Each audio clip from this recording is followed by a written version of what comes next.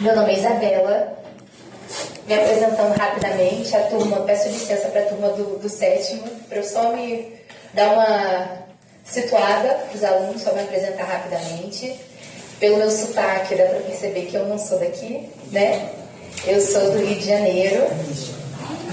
Daqui a pouco o seu Paulo começa a me pedir para falar 3, 6, e 10, e Vasco, Mas eu já moro aqui em Jacobina tem 2 anos, vai para 2 anos e meio quase, então já me considero jacobinense. Eu brinco que eu tenho minha carteira de identidade baiana já, porque eu tirei minha carteira de identidade nova aqui, minha carteira de motorista também é daqui, então eu já tenho a cidadania baiana. E, ó, estou trazendo minha água. E aí, explicando um pouquinho da minha trajetória, estou me apresentando, falando que eu sou carioca, que seu Paulo gosta que eu fale Eu não dois. desconfiaria com esse sotaque. Não, porque às vezes acham que eu sou paulista. E eu, um pouco confundo isso. e carioca tem a rixa com paulista. mas paulista não fala 2. Ai, tá vendo? Obrigada. Eu também acho, não tem nenhum paulista aqui não. Temos inclusive um carioca honorário, Zumaire, que é de Miguel Pereira. Ele só mudou de uma cidade de Miguel para outra, hoje ele é de Miguel Calmon. Mas ele também é baiano honorário, né? Porque já mora aqui há muito mais tempo que eu, inclusive. Interessante que ele escondia a identidade dele. Ele está sabendo isso pela primeira vez. Estamos juntos 3 anos. Ai, sério? Ele escondia. Mas é porque ele viu no carioca e quis compartilhar, né? E aí eu me formei em Direito pela Universidade Federal Fluminense, lá em Niterói, a UF. Tenho pós-graduação em Direitos Humanos e em Direito Processual Penal e Direito Penal. Fui concurseira, estudava para a Defensoria Pública. Alguém aqui pretende fazer concurso em algum momento? Vários, né? Muito bom, muito bom. Eu dei uma enlouquecida, né? Porque eu estudava para concurso. E aí, no meio do caminho, eu me reencontrei na docência. E eu falo que eu me reencontrei porque, para mim, sempre foi um grande sonho lecionar. Desde sempre. Desde que eu me entendo por gente. No colégio eu gostava. Mas aí os caminhos foram me levando para outras situações. Antes de fazer direito, eu fiz engenharia química. Coisa igualzinho, né? Mesma temática. Direito penal e química inorgânica. Eu estudei 2 semestres de engenharia química lá em Niterói, na UF também, porque eu queria ser professora de matemática. E aí, boa noite. E aí acabou que eu achei que aquilo não era para mim, não tinha nada a ver com engenharia, eu não me via como engenheira, fui fazer direito. Comecei a estagiar no primeiro período na Defensoria Pública, lá do Rio, no núcleo de família. E naquela época eu fiquei encantada assim, com a atuação da Defensoria. Eu costumo falar, Lorena sabe, eu sou casada com um defensor público, meu marido é defensor público aqui em Jacobina, por isso que eu vim para cá. Mas eu acho que eu vim para cá para encontrar vocês. Era o destino da minha alma, encontrar vocês e me encontrar na docência. E eu tenho muito esse viés mais defensorial, no sentido da minha formação ter sido muito voltada para a defesa, beleza? Que eu acho que é muito interessante para vocês que estão estudando, enfim, para o OAB no futuro, né? Para serem advogados ou para serem defensores. Então é muito interessante a gente ter essa análise pelo viés da defesa, no viés crítico. Mas eu também sempre vou falar para vocês a doutrina majoritária, porque eu sei que é importante para a gente dar para as provas, para concurso, de outras áreas, né, que não sejam da defensoria em si. E é isso. E aí, falando um pouquinho sobre a minha trajetória profissional. Eu fui estagiária da defensoria boa parte da faculdade, então muitos dos exemplos que eu trago em aula para vocês são das minhas vivências na defensoria. Depois da faculdade eu fui residente, né, da Defensoria Pública da União, fiquei 2 anos lá durante a pandemia. Depois eu trabalhei no escritório de imigração, era imigração para os Estados Unidos, então não tem nada a ver com direito nacional, fiquei 1 ano e meio lá. E aí depois eu saí, na época que eu estava me mudando para cá, para Jacobina, e entrei nesse mundo maravilhoso da docência, que me encanta muito e me comove muito, assim. É um lugar que eu amo estar. E eu sou muito feliz estando aqui. Vocês vão ver isso. Espero que vocês possam ver isso, porque eu sou muito feliz estando em aula com vocês. Enfim, gente, é isso. Eu não vou conseguir, eu gosto muito de perguntar o nome de todo mundo antes de começar o semestre, mas eu não vou conseguir porque a turma é muito grande, a gente precisa dar andamento com o conteúdo. Vou explicar para vocês um pouquinho do que a gente já tem feito, tá? Na disciplina com a turma do 7º, e agora a gente vai fazer com vocês.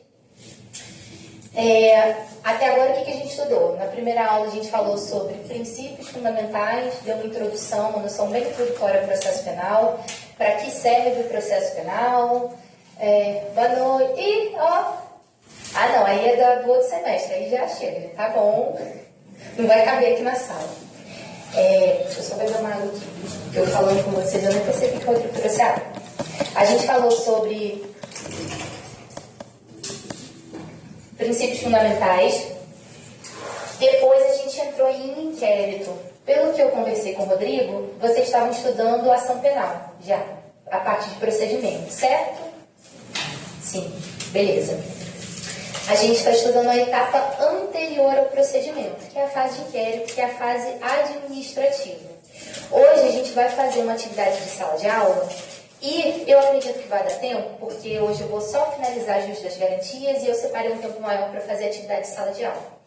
E aí, para além das questões que a gente vai abordar, eu vou tentar fazer uma revisão muito rápida de tudo que a gente já falou. E eu vou ver se a galera do 7º está afiada em inquérito policial. E eu quero que vocês expliquem um pouco do que vocês já guardaram, do que vocês já memorizaram para o pessoal do 6º. Pode ser? Mas aí isso vai ser para o segundo tempo. Para o primeiro tempo, a gente vai finalizar juiz das garantias. E aí a gente vai ver depois, na próxima aula, a gente vai entrar em prisões e depois a gente entra em ação penal. Vocês já estudaram mais ou menos o que em ação penal? Diferença entre ação penal pública, privada, condicionada, representação. Foi basicamente isso. Prisões, vocês já viram também? Prisão preventiva? Não, né? Então, beleza, a gente consegue chegar nesse passo. Falando sobre a parte mais burocrática da disciplina, gente. A gente tem um grupo no WhatsApp, na verdade é uma comunidade, porque só eu que publico coisa lá, tá? Desde já, eu já aviso, o pessoal do 7º sabe que eu sou meio enrolada com o WhatsApp. Então, eu demoro para responder. A gente combinou que Paulo vai ficar o encarregado, o seu Paulo vai ser o encarregado da turma de trazer mensagens mais urgentes para mim. O que não for urgente, aí a gente consegue resolver na faculdade mesmo, ok? Então, esse grupo do WhatsApp, no intervalo, vocês podem compartilhar com o pessoal que já está no grupo, o pessoal manda o link para vocês. É através desse grupo que eu vou mandar todos os arquivos, os slides que a gente já passou, artigos para vocês lerem, se for alguma leitura complementar. Se eu precisar dar alguma informação importante, algum aviso, semana que vem não vai ter aula, a gente vai precisar marcar uma aula extra, tudo eu vou avisar por lá, tá bom? O primeiro aviso é esse. Sobre a nossa avaliação, como é que costuma ser? São 20 questões, eu tenho feito esse esquema desde os outros períodos com as turmas anteriores, a turma de penal. Eu estava em penal no semestre passado, só contextualizando, e no semestre retrasado eu estava em fundamentos históricos, foi a minha primeira disciplina aqui. Semestre passado eu estava em penal e estágio supervisionado 2, que é a parte de penal e processo penal, assim como esse semestre. Eu também estou em estágio supervisionado e TGP também, Teoria Geral do Processo. Estou bem processual esse semestre. E a nossa prova, como é que vai ser? 20 questões de múltipla escolha, ok? E uma questão discursiva opcional. Como é que vai funcionar isso? Vamos supor, a primeira prova vale quanto? Vale 1.000, certo? Então, vamos supor que, qual é o seu nome? Fábio. Fábio tirou 800, mandou bem na prova. Só que Fábio, ele tirou 800 nas questões de múltipla escolha. Ele errou 2 questões, beleza? O que ele vai ter a chance de fazer? A questão discursiva é justamente valendo um ponto extra. Geralmente eu defino assim, vale 200 pontos, vale 300 pontos extra, a pessoa vai fazer a questão, se ela acertar, ela vai receber pontuação. Agora, se não acertar também, aí eu não... eu ajudo, mas nem tanto, gente. Eu não consigo ser, né, essa provedora de pontos nesse nível. Mas tem essa possibilidade, os alunos geralmente gostam, tem gente que às vezes nem faz a questão opcional, mas eu deixo sempre lá. É uma questão mais reflexiva, geralmente vai tratar de algum tema que a gente trouxe em sala de aula, que a gente debateu. E esse modelo tem dado certo. Alguma dúvida até aqui? Não?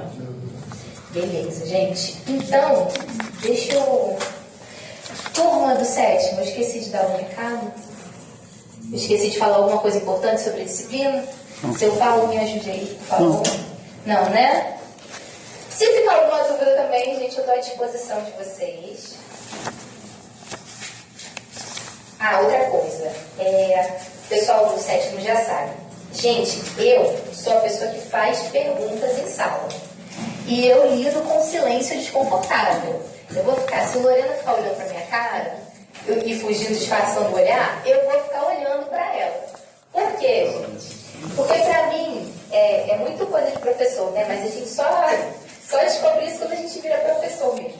Eu era a pessoa que tinha muita vergonha de tirar dúvida, de falar. E eu era super nerd na faculdade.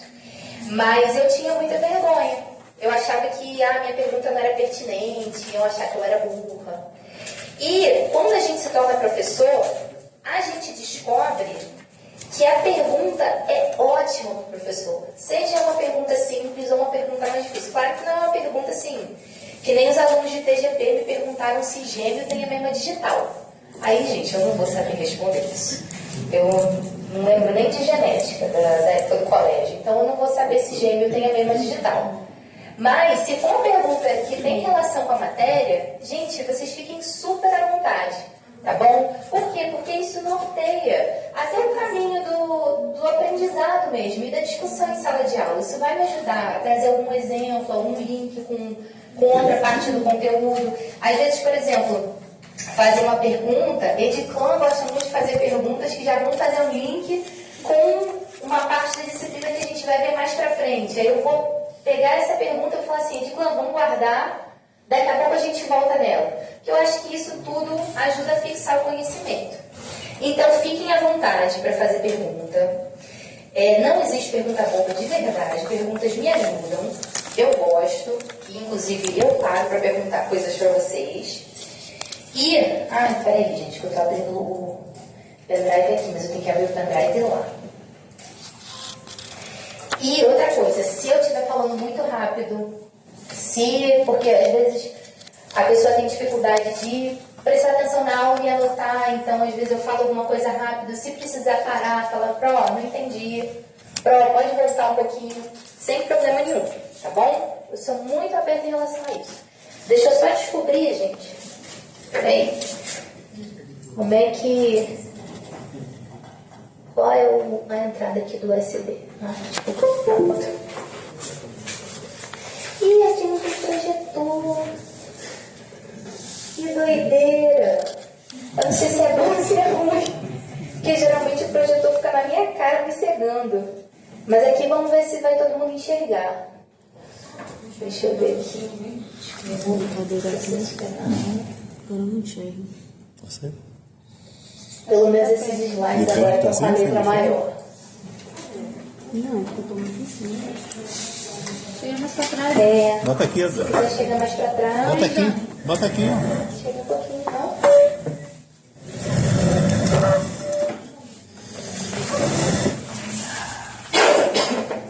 Bota aqui, Adão.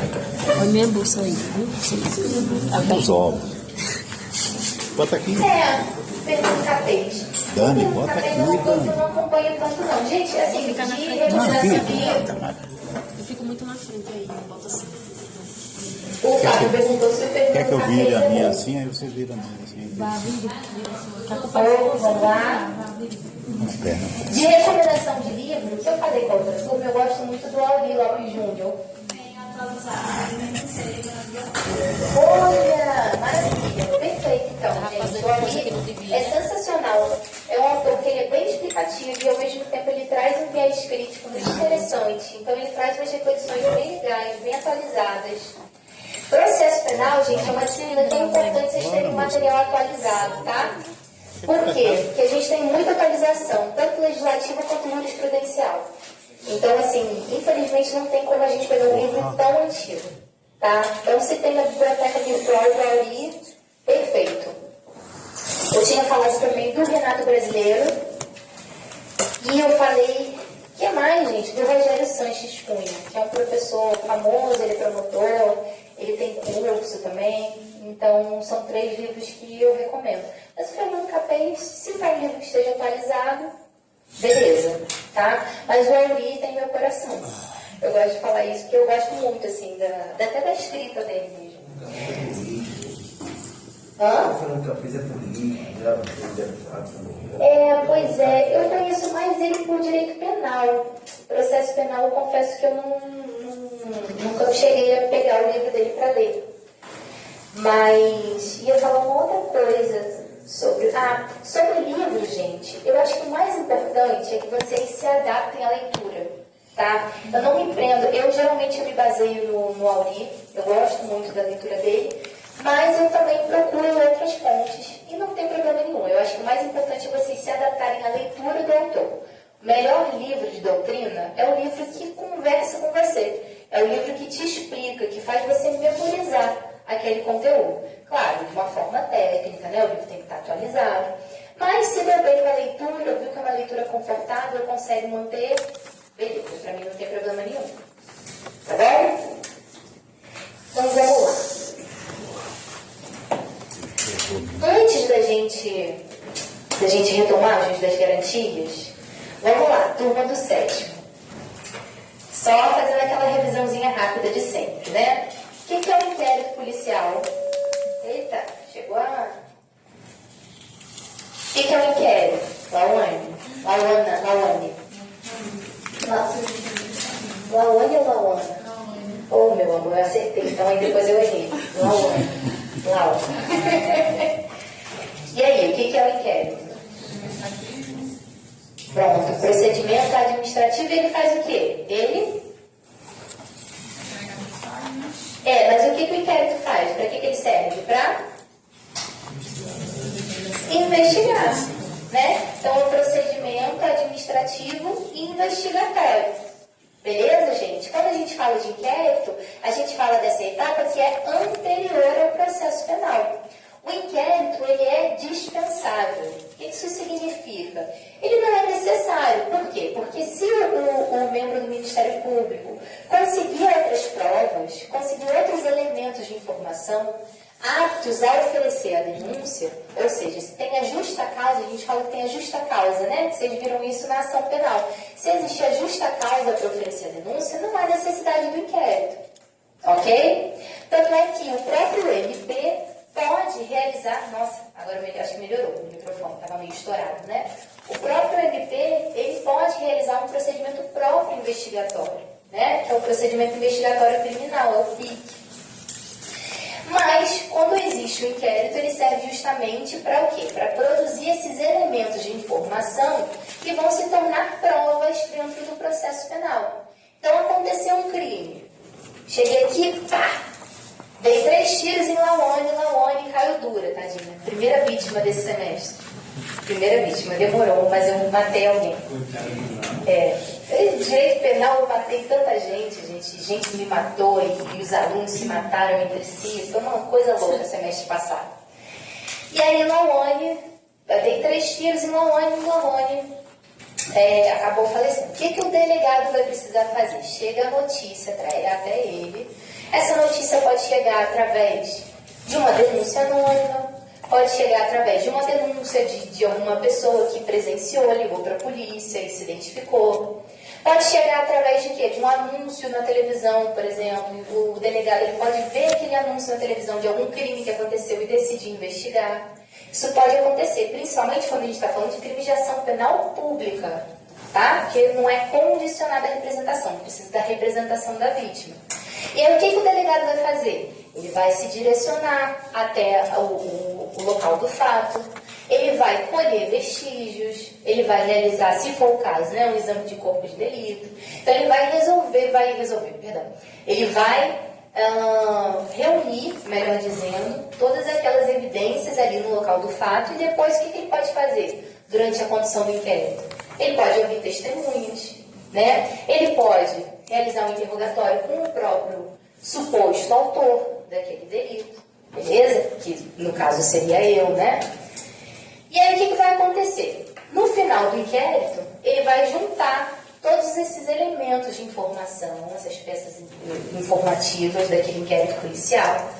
Ele vai fazer um relatório final e ele vai remeter os autos desse inquérito policial para o Ministério Público. Para o Ministério Público avaliar se é ou não um caso de o quê? Isso aí, oferecimento da denúncia pelo Ministério Público. Ok. Aí o que a gente tem? O que pode haver nesse momento? Né? No final do relatório, o delegado ele pode fazer o indiciamento. O que a gente tem? No início da investigação, a gente tem uma possibilidade de que aquela pessoa seja autora do delito. Então, o delegado está investigando outras pessoas, ele não viveu, não foi preso em flagrante, não fui pega ali na cena do crime. Então, ele está investigando. Tem a possibilidade de ser eu, autora do delito, tem a possibilidade de ser Lorena, que também estava andando perto da faculdade quando aconteceu aquele crime. E já foi sabido que Lawane e Lorena tinham desafetos, porque elas tinham um nome com L e os professores confundiam elas, e aí uma queria matar a outra. Então, isso pode ter acontecido. Aí, o que a gente tem? Só que, no meio do caminho, chega uma testemunha e fala assim, eu achei uma câmera da faculdade em que foi vista que realmente quem estava na cena do crime, saiu com as mãos ensanguentadas, foi Isabela. Eu. Então, o que vai acontecer? O delegado, ele pode...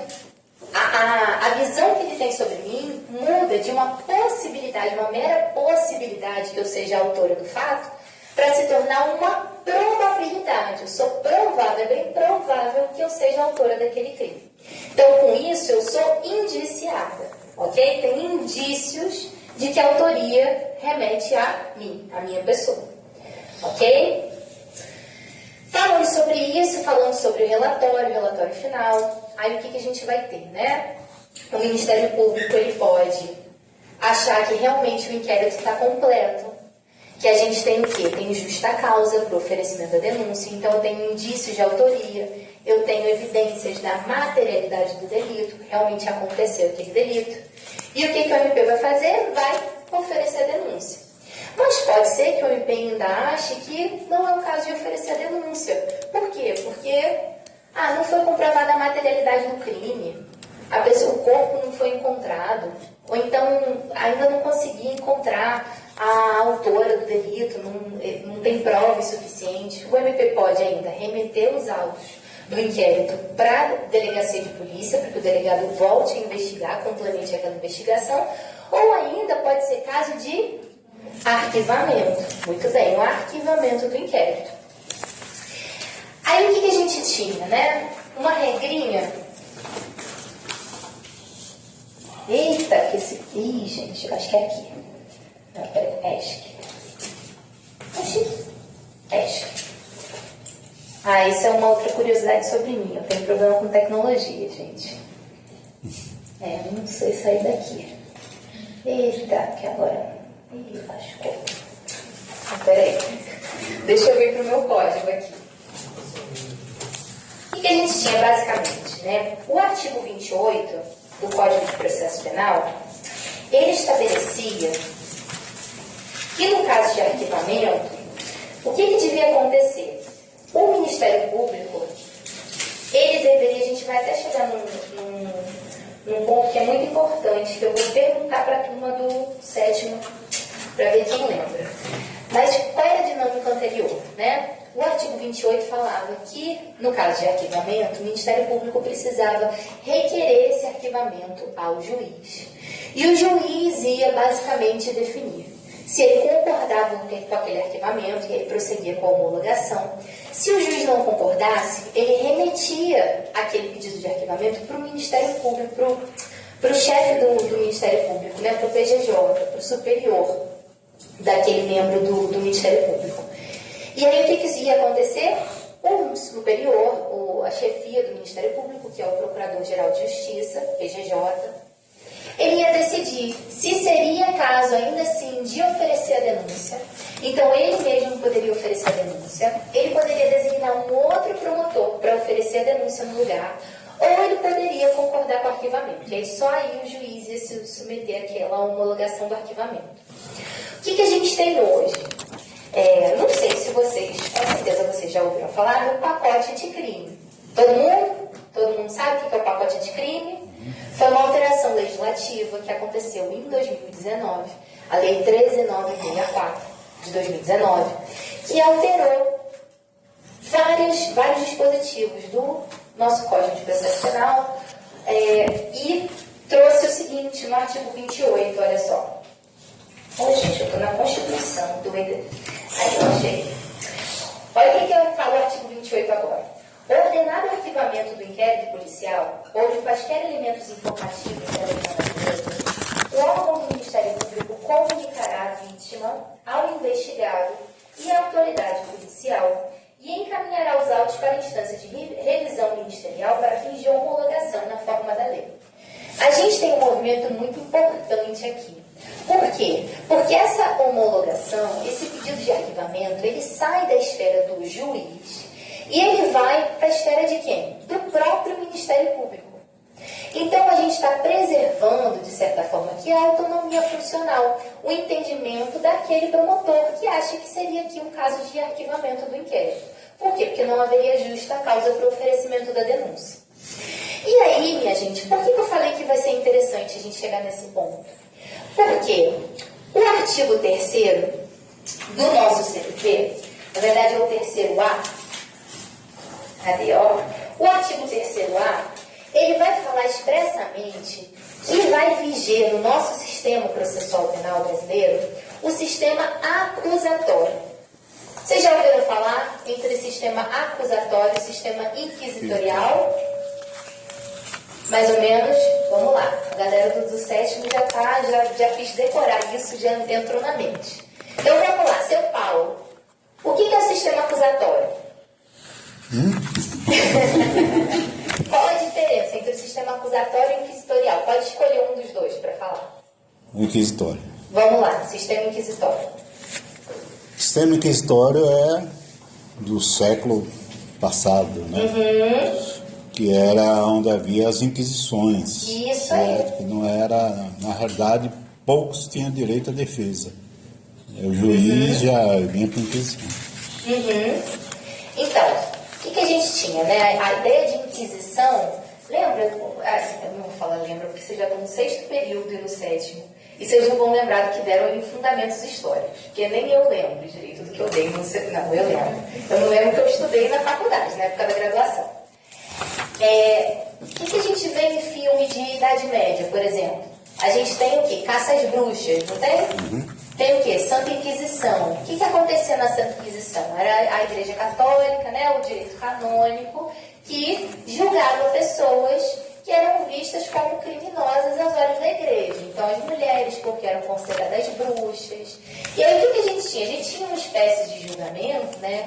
Dentre outras formas de julgamento, que era o quê? Através de tortura. A prova principal da culpa do sujeito era obtida através de tortura.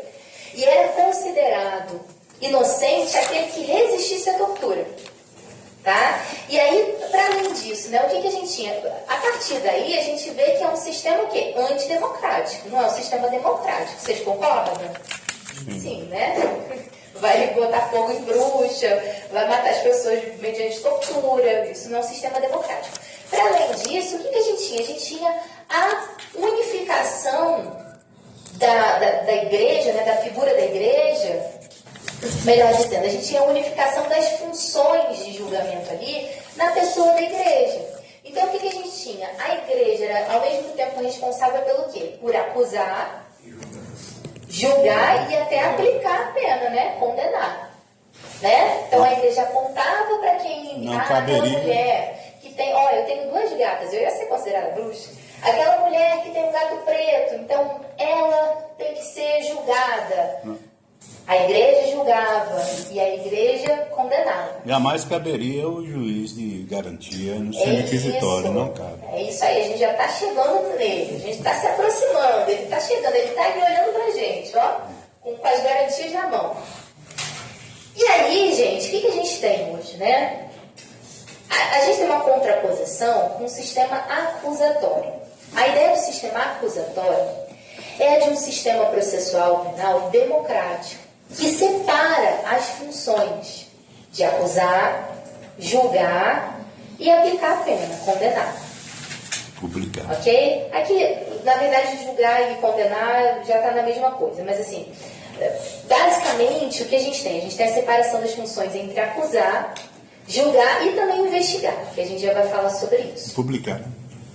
Oi? Um é sigiloso, o outro é público. Também. Porque a gente vai pensar como, na esfera do sistema inquisitorial, o que a gente tinha? A gente tinha um sistema antidemocrático, era tudo feito o quê? Às escuras. O público não tinha noção do que aconteceu por trás daquele julgamento. Não existia contraditório em ampla defesa. E no sistema acusatório, a gente vai ter todas essas garantias. Okay? Mas a principal diferença entre um e outro é que o sistema inquisitório ele vai unificar as funções do juiz, tá? Então o juiz ele vai ser responsável, trazendo isso para um contexto atual, para um panorama atual. O juiz seria responsável tanto por acusar quanto julgar.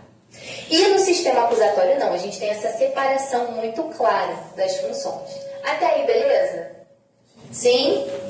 Ok, deixa eu beber uma água. Foi engraçado esse silêncio. Tão comportados. Adoro.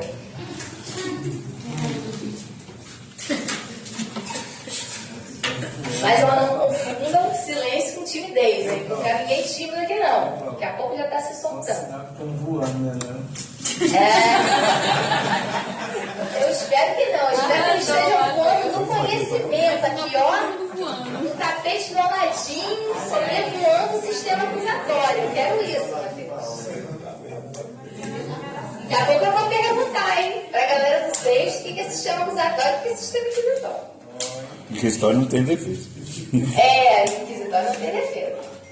E aí, o que a gente tem, gente? A gente vai ter uma marca muito nítida na nossa Constituição de 88 do sistema acusatório. Por que isso? Porque a Constituição de 88 vai separar, vai delimitar especificamente a quem compete a função de acusar, de fazer a opinio delicti, né? De quem teria o condão de oferecer a denúncia, principalmente no crime de ação penal pública, que vai ser quem? O Motor. MP, o Ministério Público. Para além disso, o que a gente teve? Com o pacote anticrime, a gente teve veio à luz o artigo 3º-A do CPP, que vai falar o quê? O processo penal terá estrutura acusatória. Vedadas a iniciativa... Ai, que susto, gente. Eu acho que eu botei a mão no batom e aí passei aqui em vermelho e falei, meu Deus, estou sangrando. Desculpa, eu sou hipocondríaca. Vedadas a iniciativa do juiz na fase de investigação e a substituição da atuação probatória do órgão de acusação. Então, o que é isso, gente? O juiz não pode atuar na fase investigatória. Por quê, gente? Porque a função do juiz no processo penal vai ser o quê? Vai ser julgar, vai ser receber as provas, gerenciar aquele procedimento, ok? E, afinal, proferir uma sentença, condenatória ou absolutória. A função do juiz tem que ser essa. Por quê? Porque qualquer função que contrarie essa sistemática se aproximaria muito mais do sistema inquisitorial, antidemocrático. Por quê? Porque aí, nesse caso, o juiz ele estaria se aproximando muito mais da ideia de quê? Da acusação. Ele estaria fazendo parte da acusação, estaria ultrapassando a atribuição do Ministério Público. Ok?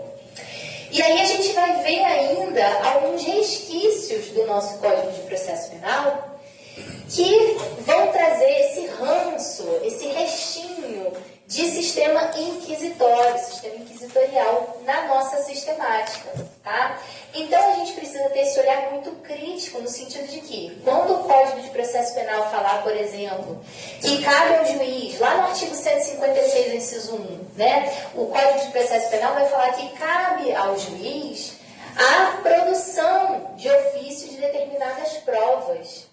Nesse sentido, o que a gente tem? A gente pode falar que esse dispositivo ele vai ser inconstitucional. Por quê? Porque ele vai contrariar justamente o artigo 3º-A e a Constituição, vai contrariar o sistema acusatório. Porque o juiz ele não pode produzir essas provas de ofício. Né? A ideia do sistema acusatório diz muito respeito à gestão das provas.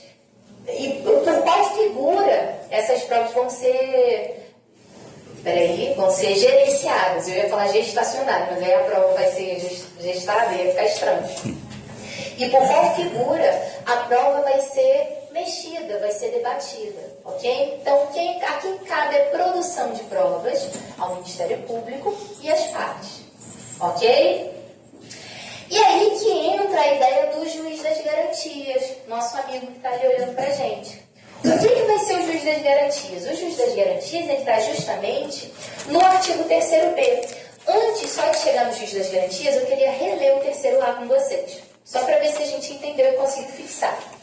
O processo penal terá estrutura acusatória, ok? Estrutura acusatória. Desde a Constituição, isso aqui é uma norma de reforço. Está reforçando o que a Constituição traz. Vedadas a iniciativa do juiz na fase de investigação, ok? Juiz não pode atuar, o juiz da instrução não pode atuar na fase da investigação. Por quê, gente? Justamente para ele não ter contato com os elementos de informação que estão sendo produzidos do inquérito, porque isso vai contaminar. Vocês concordam comigo? Se vocês também tivessem acesso a uma investigação em que vocês vissem o que foi falado no interrogatório, quais as provas foram produzidas ali, vocês não estariam muito mais tendentes a condenar aquele sujeito ao final do processo? A ideia é basicamente essa, ok? Então, o juiz da instrução, ele vai ficar com a instrução, ele não vai se imiscuir, ele não vai se meter ali na investigação, ok? Para além disso, sendo vedadas a iniciativa do juiz na fase de investigação e a substituição da atuação probatória do órgão de acusação, ou seja, o juiz não pode entrar no lugar de quem? Do MP, do Ministério Público. Por quê? Porque a quem cabe acusar no processo penal é quem? MP. Ao juiz cabe julgar, né? Promover a instrução e julgamento. Ok, e aí a gente chega... só mais uma coisa, gente, o inquérito. Quem vai presidir o inquérito? Delegado de polícia. Muito bem. Se cair alguma questão, se alguém perguntar, comentar assim, não... Milena, eu vi outro dia no jornal, eu vi no TikTok, estava falando lá nas dicas jurídicas, que quem manda no inquérito é o juiz. Aí o que você vai falar? Tá errado. Quem falou isso não sabe de nada, não estudou direito, não compara Anhanguera em lugar nenhum, é fake news. Por quê? Porque quem preside o inquérito policial é o delegado de polícia, autoridade policial, ok? Então, vamos lá. Só estou dando um spoiler para a questão que a gente vai dar hoje, de sala de aula. Agora, vamos lá. E o que o artigo 3º-B fala? Vamos lá. Quem puder abrir o código... não, agora já tem aqui. Legal. Cheguei no juiz das garantias, minha gente. A competência. Aqui eu falei no 3º-A, o sistema acusatório. E aí surge, como o pacote anticrime... a constitucionalidade de alguns dispositivos do pacote anticrime foi questionada e o STF confirmou a constitucionalidade da figura do juiz das garantias. Quem vai ser esse juiz das garantias? Artigo 3º-B. Todo mundo lendo? O pessoal aí atrás consegue ler?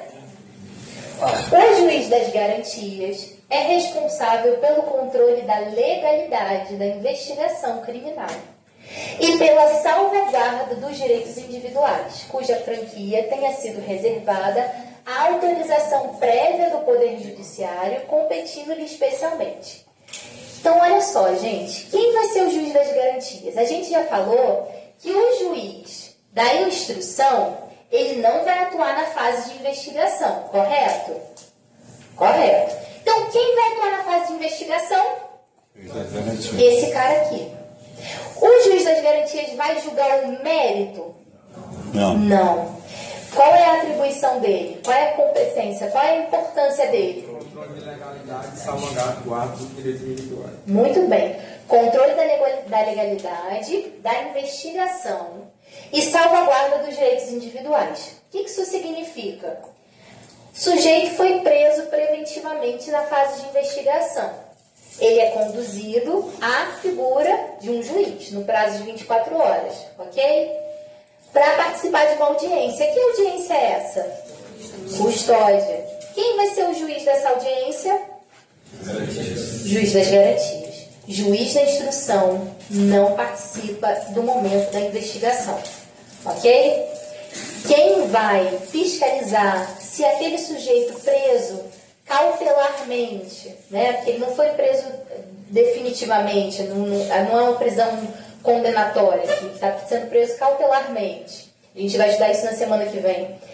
Quem vai se dar conta, né, se aquele sujeito que foi conduzido sofreu algum tipo de tortura, sofreu algum tipo de ameaça, se, por exemplo, o direito ao silêncio foi respeitado ou não, se ele está sendo coagido por alguma autoridade policial no momento da condução, quem vai verificar isso é o juiz das garantias na audiência de custódia, ok? Por quê? Porque a função do juiz das garantias é justamente essa: controlar a legalidade da investigação e salvaguarda dos direitos individuais. Como é que ele vai controlar a legalidade da investigação? Existem algumas diligências. O que é diligência? São os atos. Não vou falar processuais, administrativos, né? E investigatórios dentro do inquérito.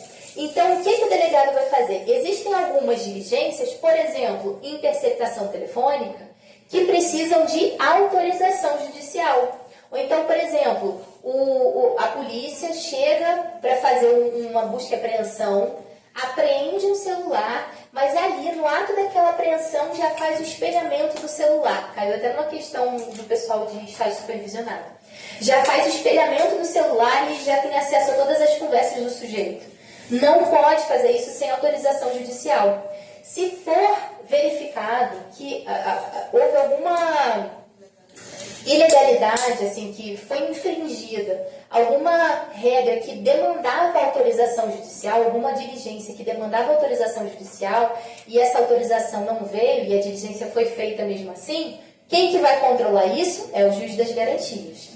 Ok? Então, o advogado da parte, o defensor, vai requerer que seja verificada a ilegalidade. Diga, Fábio. E assim, como é que isso tem sido implementado na prática hoje? Porque me parece que eu já vi assim alguns. Eu estava no Ministério Público acompanhando vezes. Sim. É muito comum se botar assim, ausência atribuída às garantias, então veio muito. É porque assim. Essa prática do juiz das garantias. Porque ainda está sendo implementado, né? A figura do juiz das garantias ainda está A sendo. dificuldade é da defesa pública, né? Sim.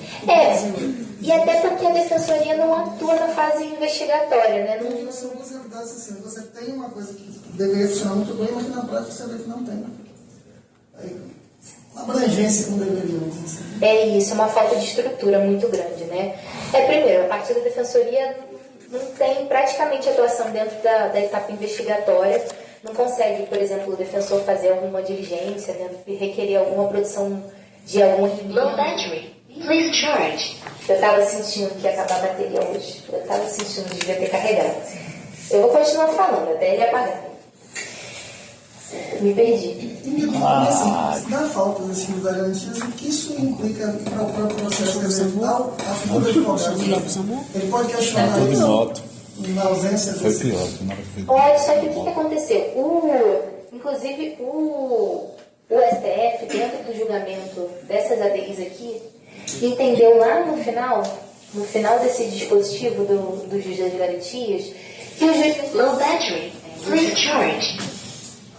Que o juiz das garantias, inclusive, ele pode participar da instrução. Que para mim é um contrassenso total, porque a função do juiz das garantias é justamente preservar o sistema acusatório. Então, como é que você vai... Vocês estão me ouvindo bem aí atrás? Ok, vou sair sem voz hoje, estou sentindo. Porque a função do juiz das garantias é justamente preservar esse sistema acusatório. Então, como é que o mesmo juiz que participou da investigação, da salvaguarda dos direitos individuais e de todas as autorizações judiciais necessárias, ele vai participar também da instrução? O que a gente vê hoje é uma forma de relativização. A gente falou na outra aula, né? Que eu até brinquei, que é aquele assim, proibido dançar na cozinha, mas se quiser pode. Porque, assim, na prática, a gente vai ver que houve algumas decisões do STF aqui dentro do julgamento dessas ADIs, no sentido de que, por exemplo, se não for possível realizar audiência de custódia, tudo bem.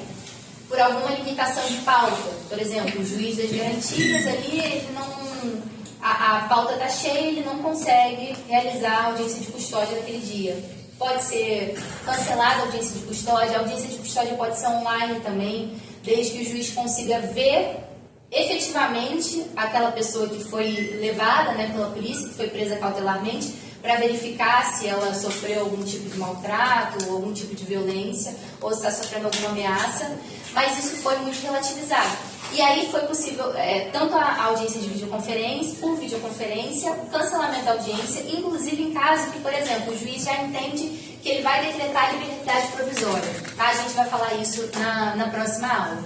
Mas então, se o juiz acha que aquele sujeito já pode responder em liberdade, responder aquela investigação ali em liberdade, então ele pode cancelar a audiência de custódia também e já liberar o sujeito, já proferir a decisão de uma vez.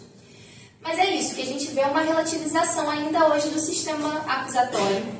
O que o Auri fala é que nenhum sistema é puro, tá? Então sempre vai ter um resquício do sistema inquisitório junto com o sistema acusatório aqui. O mais importante é em relação a essa gestão das provas. Então, quem que vai produzir? Aí, tanto é que o que a gente vai ver? Que a atuação do juiz das garantias, ela vai se encerrar no momento do oferecimento da denúncia. Não é no momento do recebimento da denúncia.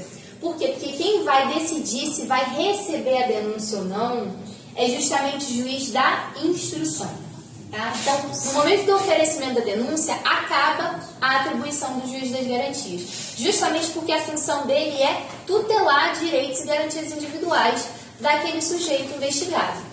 Tanto no âmbito da investigação, em proferir autorização judicial para que sejam realizadas diligências, quanto para tutelar as garantias daquele sujeito mesmo. Por isso que tem aquela... Controlar prazo de prisão preventiva. Não, aquela frase, quem investiga não julga, no caso do juiz da garantia, né? Ele não pode julgar, só investigando.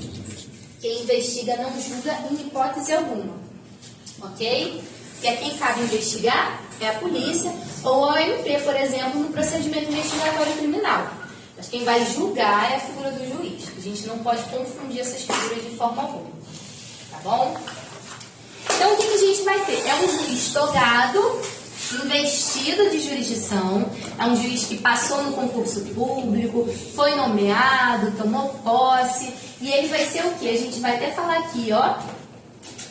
Cuja franquia tenha sido reservada a autorização prévia do Poder Judiciário. Mas, na verdade, aqui ele não vai ser nomeado aleatoriamente pelo Poder Judiciário, tá? O TJ não vai chegar assim, Lorena, fui com a sua cara, você é juíza, né? Você agora vai ser juíza das garantias. Não é assim. Vai ter um processo interno, procedimento de remoção, que é quando acontece assim dentro do sistema público, né? Dos serviços públicos, enfim, de cargos jurídicos, assim. Isso acontece na defensoria, isso acontece na magistratura. O que a gente tem? Um procedimento interno, um processo em que a pessoa vai, indica o interesse em ocupar determinada vaga e ela tem uma fila relacionada à antiguidade, aquela fila vai andando, chega um momento que ela vai ocupar aquele cargo, vai ter aquela competência específica, né, para atuar, sei lá, na primeira vara criminal, ou então vai atuar na posição de juiz das garantias, ou enquanto juiz de instrução da primeira vara criminal.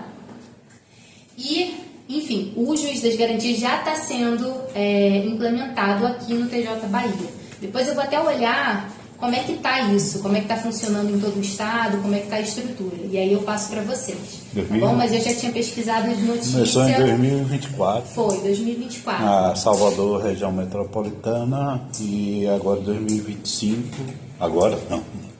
Começou a questão do interior, né? Isso aí. Então, ele e vai funciona agora de maneira mista, né? Já está funcionando assim. Porque que eu estava lendo sobre isso, o DF foi um dos primeiros, Isso. que é a primeira vara, né? O DF. Eu acho que ia colocar o juiz das garantias, sim. Então, diferentemente aqui está verificando, né? Essa vara tem competência e jurisdição sobre a comarca da região metropolitana de Salvador, né? E diferente do DF, para lembrar que diferente do DF, aqui, lá no DF tem rodízio de juízes. E aqui não, aqui está sendo Implementado ainda. Implementado. Né? Então pronto. Então o rodízio de juízes pode ser assim, esse mês vai estar o juiz da primeira vara, então ele vai estar responsável pelas garantias, assim, porque não vai ser pelo processo, né, mas pelo procedimento investigatório que seja remetido à primeira vara. Aí no mês que vem vai ser o juiz da segunda vara, então vai trocando. Agora eu vou ver como é que está funcionando aqui no TJ Bahia, como é que isso está sendo aplicado efetivamente. Bom, vamos lá. Norma de conteúdo de processo penal e não de organização judiciária, isso chegou a ser questionado se não seria atribuição dos próprios tribunais de justiça implementar o juiz das garantias, mas isso é uma norma que remete exclusivamente ao processo penal, porque a gente está falando especificamente sobre o sistema acusatório aqui. Então, se remete ao sistema acusatório, é uma norma de processo penal, por isso que a União podia legislar sobre isso. A competência não cessa com o recebimento da denúncia, mas sim com o oferecimento, a gente já vai ver isso. Né? Olha que interessante, 8h15, 8h20 a gente vai para o intervalo, pode ser? Eu finalizo essa primeira parte aqui. Uma pergunta aqui que vocês já sabem responder, todo mundo aqui sabe. Isso é bom, né? Porque o slide não fica passando em cima de mim, vocês não conseguem colar. Porque na outra sala eu fiquei pagando mico, porque eu achava que eu estava escondendo tudo e estava a resposta assim por cima da minha mão. Quem preside o inquérito é o juiz das garantias? Não. Quem vai ser? Por isso, não cabe ao juiz investigar. Muito bem. E aí as atribuições eu vou passar muito rápido com vocês, tá bom? Só pra gente não perder muito tempo aqui. Atribuições do juiz das garantias. Receber a comunicação imediata da prisão nos termos do inciso 62, caput do artigo 5º da Constituição. O que fala esse inciso? A prisão de qualquer pessoa e o local onde se encontre serão comunicados imediatamente ao juiz competente e à família do preso ou à pessoa por ele indicada. Justamente por quê? Para a gente manter o quê? Esse senso democrático, de que a família possa ter ideia de para onde aquele familiar foi levado. O que não existia num contexto de ditadura, por exemplo. Direitos fundamentais. Sim, direito fundamental, exatamente. Tanto é que está previsto no artigo 5º, no rol do artigo 5º da Constituição. Outra coisa, recebeu auto de prisão em flagrante para o controle da legalidade da prisão. Então, a gente precisa ver se foram preenchidos os requisitos, que a gente vai falar sobre eles na semana que vem, da prisão em flagrante, inclusive, observável e disposto no artigo 310. Aqui a gente já falou sobre a audiência de custódia, né? E aí o que a gente tinha? De posse do auto de prisão em flagrante, o juiz deverá determinar no prazo máximo de 24 horas. Esse prazo máximo aqui já caiu, tá bom? Então, a realização da audiência de custódia. Cadê? O STF, dando interpretação conforme ao dispositivo acima, autorizou o emprego de videoconferência mediante autorização da autoridade judiciária competente. E aí, é porque, na verdade, o que a gente tinha aqui? Caiu tanto esse prazo máximo de 24 horas, quanto a necessidade de relaxamento da prisão. Porque se o prazo fosse, vale alertar que, de acordo com o parágrafo 4º do artigo 310, o descumprimento injustificado do prazo de 24 horas gera a ilegalidade da prisão e o seu relaxamento. Relaxamento seria automático, tá? O STF decidiu que esse relaxamento não vai ser automático. A gente vai voltar a ver isso aqui quando a gente for falar dos parágrafos. Então, eu vou passar rápido com vocês, porque a gente finaliza os parágrafos com o restante da turma. Zelar pela observância dos direitos do preso, podendo determinar que este seja conduzido à sua presença a qualquer tempo. Ser informado sobre a instauração de qualquer investigação criminal. Para além disso, decidir sobre o requerimento da prisão provisória ou outra medida cautelar. Prorrogar a prisão provisória ou outra medida cautelar, bem como substituí-las ou revogá-las. assegurado no primeiro caso o exercício do contraditório em audiência pública e oral, na forma do disposto nesse Código. O que aconteceu aqui, gente? Primeira coisa, né? O que a gente vê na primeira aula ou na segunda aula sobre prazo para prisão, prazo para o inquérito, quando o investigado está preso. Qual era o prazo, gente? 10 dias. 10 dias. Prorrogável ou improrrogável? Improrrogável.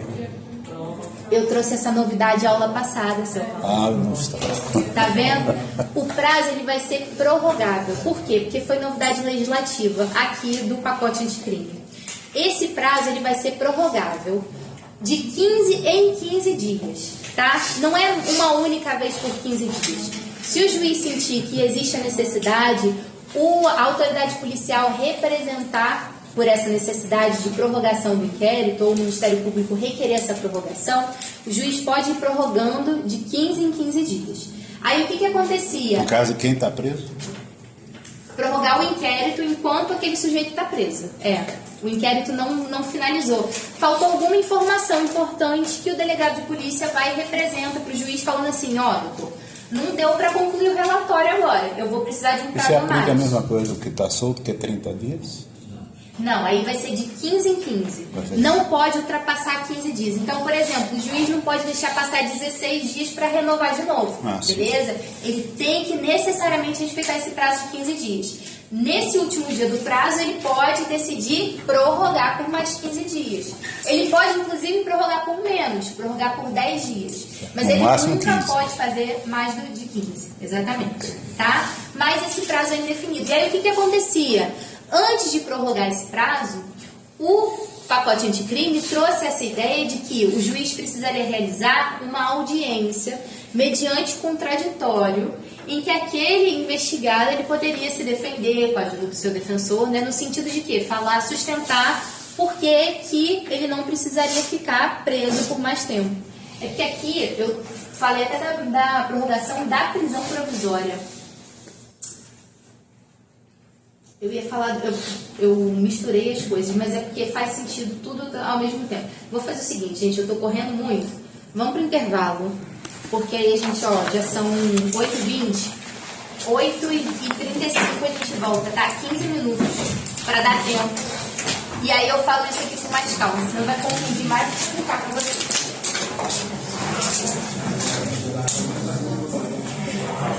Vai comer de novo? Não, vou parar agora. Não vai comer? Não vai comer nada. Não, comi demais, bebi aquele copão de suco, tô com quase nada. Já tinha comido, não comi o salgado só.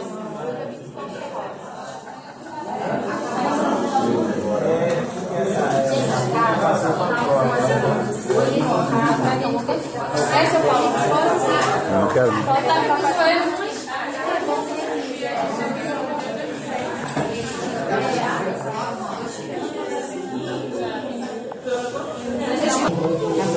Delegada. Hein, gente, por favor, coloquem no período de vocês, só para eu poder me organizar para eu lançar a nota da atividade de sala de aula, porque a do sexto vai ser o professor Rodrigo que vai passar. Tá bom? Então vamos lá, mas eu quero todo mundo do sexto aqui comigo para fazer a atividade de sala de aula, para assistir, porque vai ser bom. A gente vai falar sobre coisas que a gente já falou hoje, que vocês já vão conseguir responder. Tá? Então, voltando aqui, gente, aquela hora eu fui passar um pouquinho rápido para poder liberar vocês de Na carro frente, 7. e acabei fazendo uma salada. Então, vamos só esclarecer algumas coisas aqui, beleza?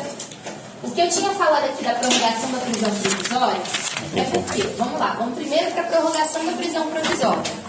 Vai caber ao juiz das garantias, caso esse preso provisório esteja na fase investigativa, né? Na fase pré-processual. Então, a atribuição vai ser do juiz das garantias. Agora, por exemplo, se o sujeito foi preso preventivamente, mas já está rolando o processo, já houve recebimento da denúncia, aí quem vai cuidar dessa prisão provisória, dessa prisão preventiva? Vai ser quem? O juiz da instrução, né? Juiz da, vamos pensar, instrução e julgamento. A IJ, o que é isso? Audiência de instrução e julgamento.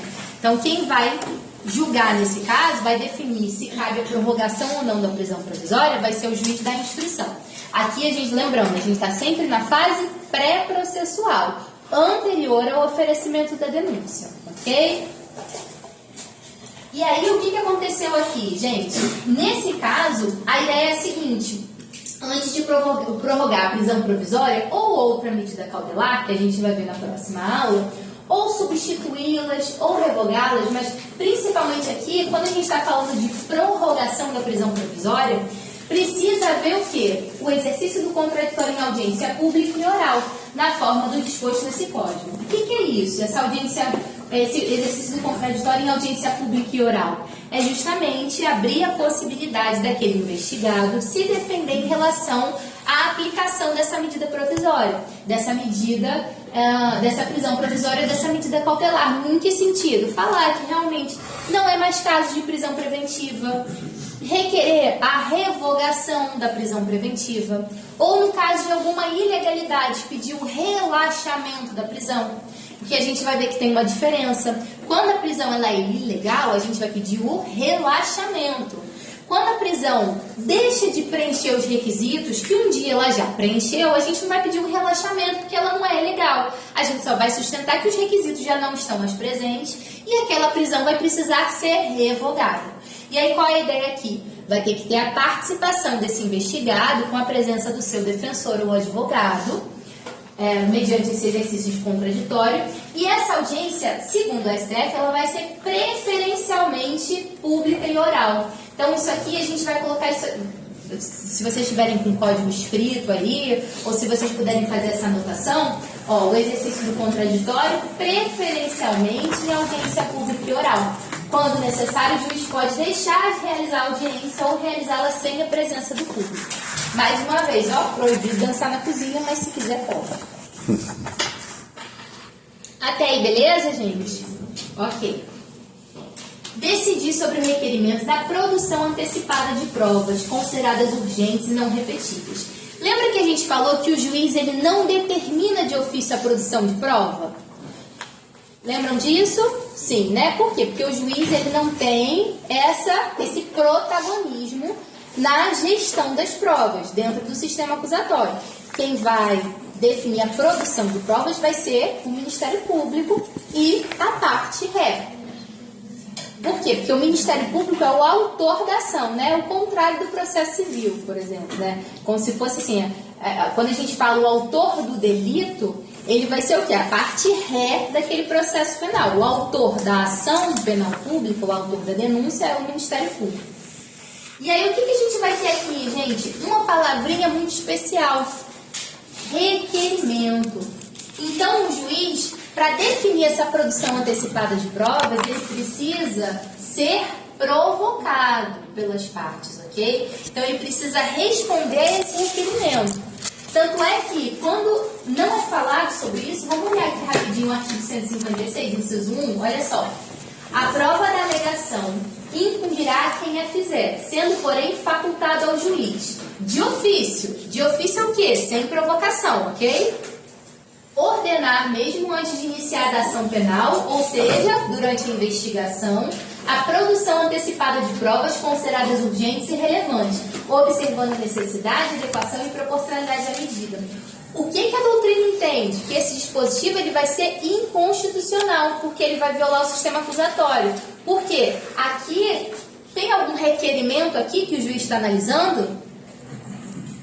Leiam esse dispositivo aqui, ó. Leiam esse inciso 1. Tem algum requerimento? Não. Tem o quê? Tem uma outra palavrinha. Ordenar. O juiz pode ordenar de ofício sem provocação a produção de uma prova? Não, porque aí ele vai estar se misturando com quem? Com que função? O acusador, do delegado promovendo as diligências, mas também com o acusador, com o órgão do Ministério Público, ok? Que vai definir a produção de uma prova. O juiz não pode fazer isso, mas mediante requerimento, ele pode autorizar. Em que caso? Nesse caso específico aqui, ó. Produção antecipada de provas, consideradas urgentes e relevantes. Por exemplo, o que a gente vai ter? Eu dei o exemplo para outra turma de interceptação telefônica. Às vezes, uma interceptação vai precisar acontecer com urgência. Por quê? Porque se não acontecer naquele momento, se ela não for autorizada naquele momento anterior ao processo, é possível que no momento em que a ação penal já foi oferecida, a denúncia já foi oferecida, se perca todo o contexto da conversa entre as pessoas que estão sendo investigadas. Então, nesse caso, nada mais justo do que autorizar a antecipação da produção dessas provas, ok?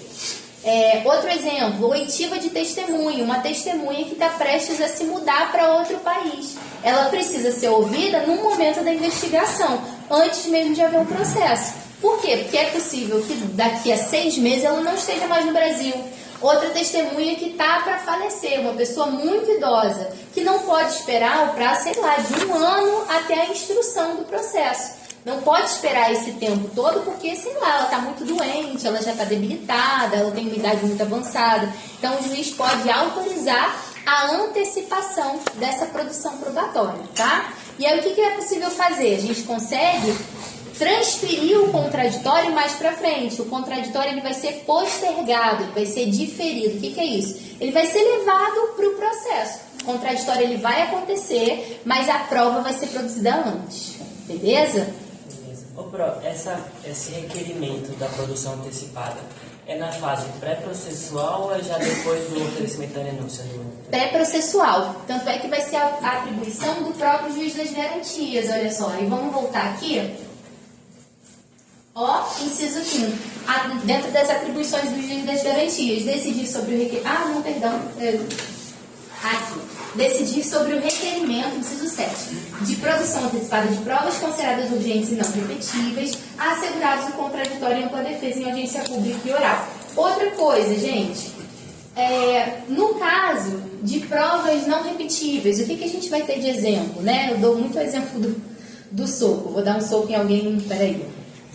Vou dar um soco em... Ah, esqueci seu nome de novo. Daniele. Ela é brava. Peraí, que eu tenho que fazer assim, por exemplo. Daniele. Sim, não sei, Daniele. Pronto.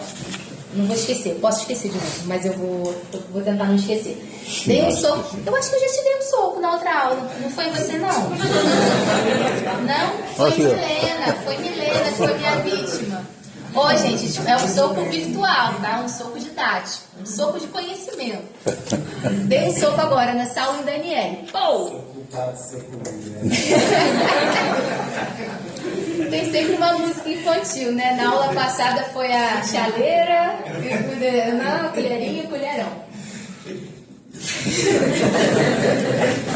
Pronto, dei um soco em Daniele. Pô, acertei ela. O que a gente vai ter aqui? É preciso realizar um exame de corpo de delito, ok? Esse exame de corpo de delito ele tem que ser feito o quanto antes. Vai ser considerado uma prova? O que a gente tem aqui? Não repetir. Por que é um exemplo de prova não repetível? O hematoma vai sumir. Só se eu der um soco nela de novo. Semana que vem não fez exame, não? Pô, vou dar um soco de novo. Aí vai se repetir. Mas, em tese, nem em regra, vai ser um elemento da investigação que não vai se repetir, por isso que pode ser produzido anteriormente, ok? Inclusive, o exame de corpo de delito, ele é uma diligência que ela é obrigatória para o delegado de polícia, justamente porque pode se perder ao longo do tempo. Então, o delegado, o inquérito ele tem essa característica discricionária. O que é discricionário? Uma coisa que você pode escolher, como é que você vai gerenciar melhor. E o inquérito ele vai ser discricionário porque o delegado ele pode escolher. Enquanto presidente do inquérito, ele vai escolher quais as diligências que vão ser necessárias para investigar aquele caso.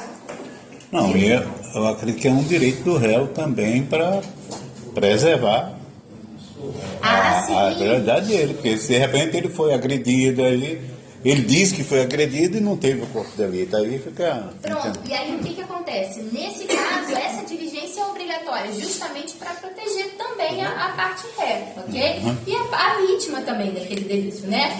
Mas no mais, nas outras diligências, ele pode escolher, ele pode definir se ele vai ouvir uma testemunha, se ele vai realizar uma prova pericial, se ele vai chamar um perito para ir lá. É que nem o delegado Jairo na novela, né? 3 de Graças. Quem vê 3 de Graças aí? Eu vejo. Delegado Jairo e Paulinho. Paulinho, que meu Deus, aquele homem policial que tem atribuição para tudo. É na chacrinha, ele tá na outra, ele tá em todas. O homem investiga tudo. Mas enfim, vamos lá então. Aí a gente falou aqui sobre a produção antecipada. O que a gente tem, né? O STF também atribui interpretação conforme a Constituição para estabelecer que o juiz pode deixar de realizar essa audiência aqui para produzir a prova antecipada quando houver risco para o processo ou diferindo em caso de necessidade. Ok? Então, diferindo é o que eu falei sobre postergar aquele contraditório, colocar mais para frente, ok? Às vezes para preservar aquela vítima. Aqui eu tinha colocado no caso de estupro de vulnerável. Então, uma criança sofreu algum tipo de abuso sexual. É possível que o juiz queira, desde o princípio, o juiz das garantias, né? A requerimento, a representação do delegado de polícia, a requerimento do Ministério Público, determinar a oitiva dessa criança num procedimento específico de proteção dessa criança, com um psicólogo, com assistente social, mas para que essa criança não perca as memórias a longo prazo. Então, a gente vai antecipar a produção dessa prova e é possível haver o contraditório depois, no âmbito do processo, justamente para preservar essa criança também, para que ela não seja confrontada mais uma vez com toda aquela lembrança, né, traumática. Ok. Prorrogar o prazo de duração do inquérito estando investigado o preso. Aqui é aquele ponto que a gente parou antes do intervalo. Então, lembrando, o inquérito, quando o investigado está preso, o prazo é de quantos dias? 10 dias. Mas ele vai poder ser prorrogado. Por 15. Ok? Por 15 dias. E de 15 em 15, indefinidamente, enquanto for necessário prolongar a existência daquele inquérito, claro, respeitando a proporcionalidade. A pessoa não pode ficar presa preventivamente por 2 anos. Isso é completamente desproporcional, né? Viola o princípio da humanidade das penas, dignidade da pessoa humana, até mesmo da presunção de inocência, que é como se a pessoa estivesse presa já cumprindo a pena antes mesmo de ter tido direito a uma condenação, a ser processada e julgada. Determinar o trancamento do inquérito policial quando não houver fundamento razoável para a instauração do prosseguimento. Então, por exemplo, se o juiz verifica que aquele inquérito ele foi instaurado pura e simplesmente por uma perseguição do delegado de polícia. Os delegados comprados lá pelo Ferretti, na novela.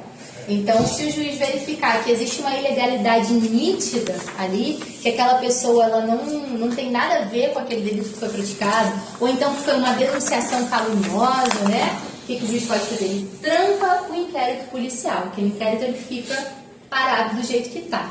Ele não vai ser arquivado, tá? Então, o que a gente pode fazer aqui? A gente pode, inclusive, enquanto advogado, impetrar um HC. Hã? Ali tem tudo errado. Na novela? Diferente? Diferente então. Diferente compra todos os delegados. É da novela Três Graças. Gente, eu sou noveleira. Isso é um dado sobre mim. Eu sou noveleira e vejo Big Brother. Daniela também estiver sempre. Vamos lá, então, ó. Requisitar documentos, laudos e informações ao delegado de polícia sobre o andamento da investigação. Esse inciso aqui, gente, qual é o questionamento aqui? Vamos lá, vamos ler esse inciso juntos. Requisitar documentos, laudos e informações ao delegado de polícia sobre o andamento da investigação. Tem alguma crítica a ele? E aí, o que vocês acham? O inquérito ele é sigiloso, não? Não. Não, aí não é questão de sigilo. Isso é uma informação, gente. O inquérito, ele vai ser sigiloso. Até para proteger a investigação em si, né? Porque, às vezes, a gente... Mas as partes, tanto a parte que está sendo investigada, eu tenho que explicar isso muito rápido, pode ser decretado sigilo em relação àquela parte que está sendo investigada, mas a partir do momento em que aquela diligência for documentada, a parte tem total acesso, tá? Através do seu advogado. Isso está na súmula 14, súmula vinculante 14 do STF, artigo 14 também, se eu não me engano, o artigo 16, inciso 14 do Estatuto da OAB. Mas a gente vai falar sobre isso numa das questões, aí eu volto nesse ponto. Mas e aí, por que vocês acham que esse inciso aqui é problemático?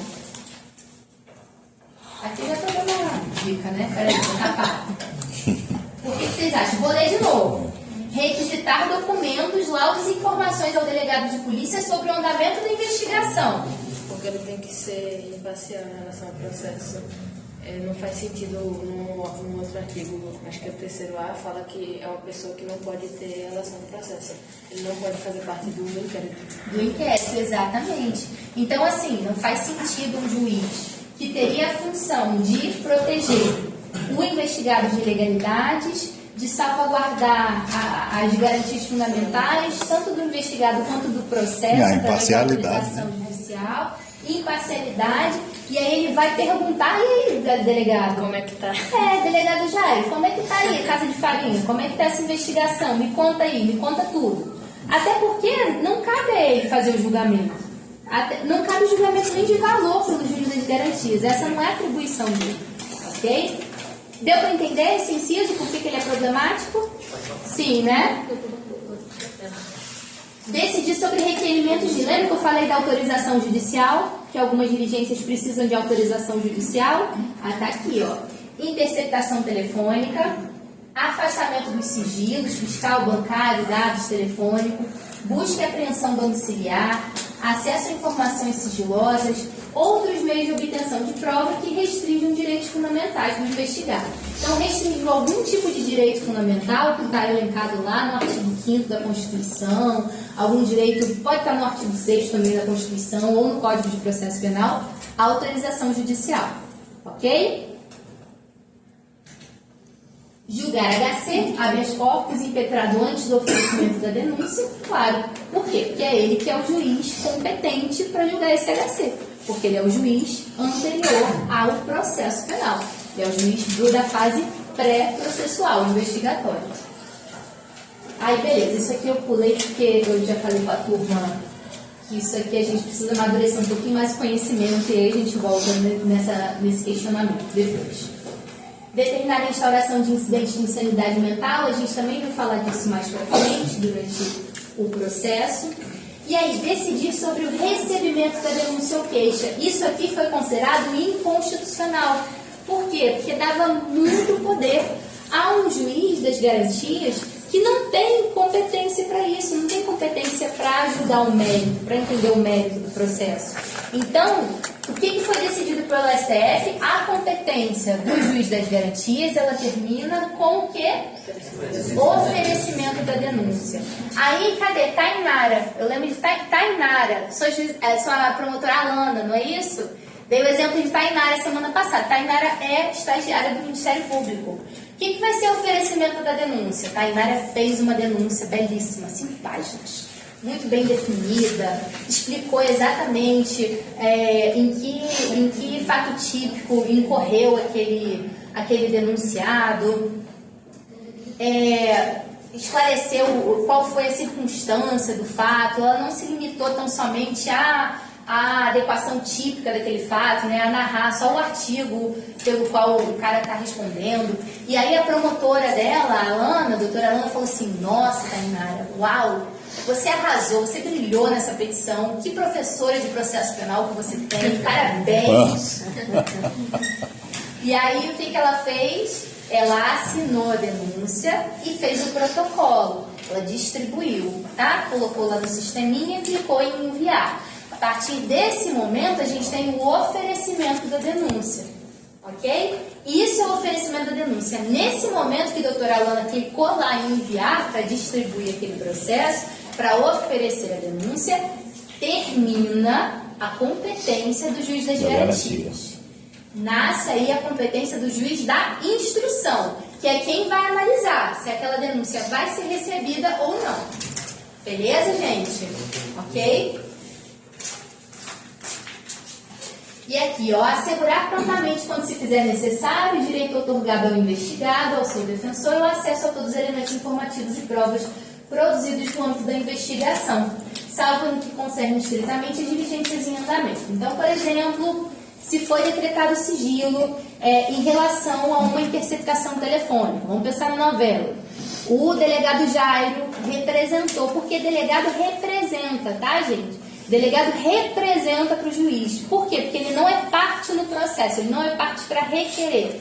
Ele demonstra interesse, ele demonstra que seria importante fazer determinada diligência. Então, ele representa o juiz por alguma diligência. E aí, o delegado Jairo representou pela interceptação telefônica do Ferete com os comparsas dele. Beleza? Para descobrir onde é que era a Casa de Farinha. Aí, o que a gente vai ter aqui? Nesse caso, o delegado ele pode decretar o sigilo daquela diligência para que o advogado do Ferete não tem advogado, né? Não aparece, só aparece a ex-mulher dele. A ex-mulher. A Zenilda, esqueci o nome dela, Zenilda. Adoro a Zenilda. Mas enfim, o advogado do Ferete, ele não vai ter acesso, a princípio, a essa investigação, a essa diligência. Por quê? Porque se ele souber que está sendo realizada uma interceptação telefônica, aí vai ser fácil, ele vai só ligar para o Leonardo e falar: meu filho, como você está? E a Lorena, como é que ela está também? Vou perdoá-la, eu amo a minha filha, e etc, etc. Ele vai fingir alguma coisa, vai forjar, né? Então, o que a gente tem aqui? A ideia de que, a partir do momento em que essa interceptação ela é documentada, ela é transcrita e inserida nos autos do inquérito, da investigação, aí sim o advogado ele vai ter pleno acesso, ok? Inclusive, independentemente de procuração, ok? Só o advogado chega lá, fala que está representando o Ferete e ele vai ter acesso a essa investigação.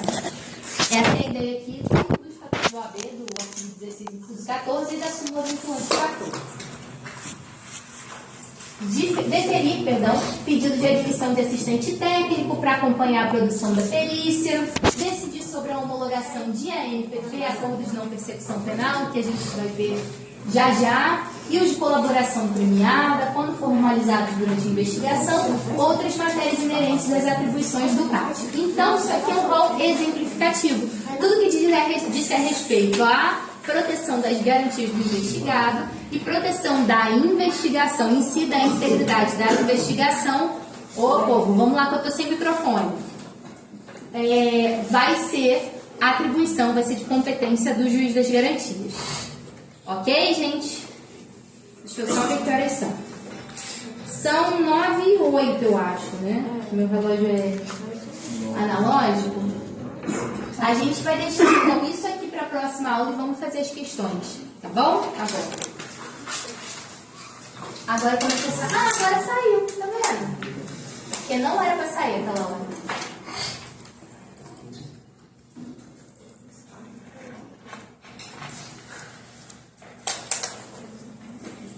Vamos lá. Praticando o que aprendemos. Apresentação. Primeira questão, gente. Flávia foi acompanhada por você. São todas questões da OAB, tá bom? Porque estão chegando nesse momento, né? Já está chegando, estão começando a se preparar, então achei que seria interessante. Flávia foi acompanhada por você na qualidade de advogada ou advogado, à presença da autoridade policial, para noticiar a prática dos crimes de apropriação indébita e fraude processual supostamente praticados por seu ex-marido, descrevendo a prática do crime, fornecendo os dados qualificativos completos do suposto autor do fato, apresentando o rol de testemunhas e anexando documentação pertinente à materialidade lenitiva e de indícios de autoria. O delegado de Polícia Civil, após 5 dias da confecção do registro da ocorrência, sem que tenha sido praticado nenhum ato para a verificação da procedência das informações, despachou nos autos do inquérito pelo indeferimento da instauração do inquérito policial e determinou a suspensão do procedimento. Nesse caso, você deve. Gente, só um parênteses aqui. Essa questão eu coloquei especialmente porque eu acho que a gente acabou não comentando sobre isso, porque tem um dispositivozinho no artigo 5º do CPP que vai falar exatamente qual é a resposta desse caso, tá? Então aí eu deixei pra gente tratar em aula pra gente revisar. Mas vamos lá. Primeira observação aqui. Já existe inquérito policial? Não existe inquérito. Então, se não existe inquérito, é caso de arquivamento? Não. Né? Primeira observação.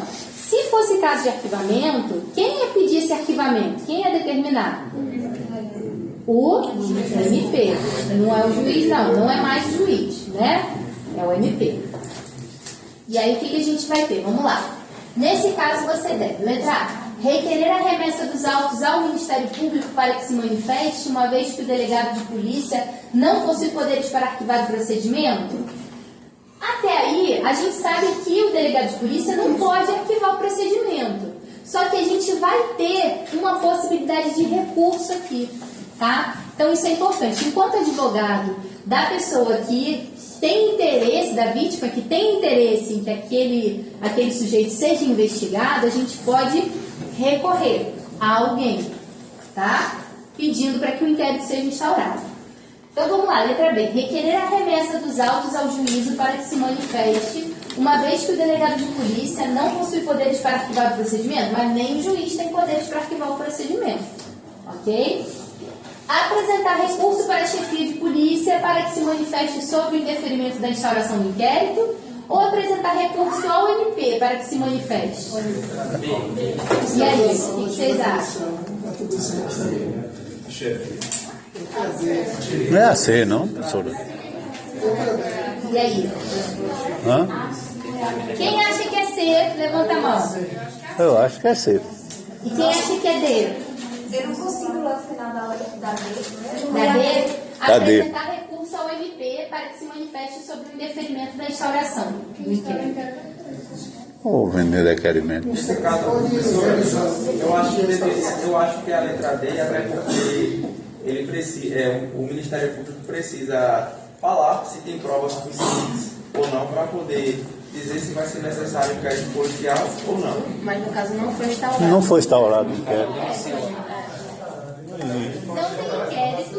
E aí, a gente tem algum procedimento que seja possível recorrer ao Ministério Público aqui? Tem algum recurso que cabe ao MP nesse caso? Não, se não tem um inquérito. O MP não estava à frente. Então vamos ler o que fala. Laiane.